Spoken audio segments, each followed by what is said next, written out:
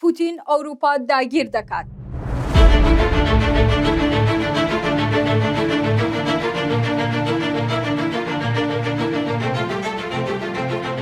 دوای ئەوەی ئاماژەی ڕوون دەرکەوت رووسیا لە شەڕی ئۆکرانیادا سەرکەوتنی بەدەستێناوە، دەستگا هەواڵگریەکانی ئەوروپا پێیان وایە پوتین دەیەوێت ئەوروپا داگیر بکات.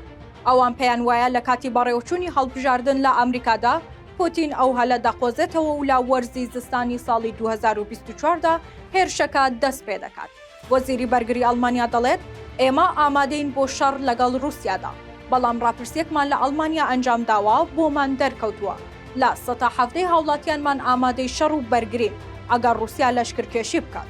هەروەها لە ١٨٣ هاوڵاتیانمان دەترسن لە چوونە ناو شەڕەوە و ئامادەنین بەرگری لە وڵاتەکەیان بکەن. وەزیری بەرگری ئەڵمانیا ئاماژەی بەوەش کردووە پێویستمان بە 8 ساڵە بۆ ئەوەی توانای سەربازی و جەنگیمان بگەێنینە ئاستی رووسیا. هەروەها دەشڵێت ئەگەر پشتیوانی ناتۆ نەبوایە رووسیا لە چاوتروکانێکدا ئەڵمانیا قوت دەدا.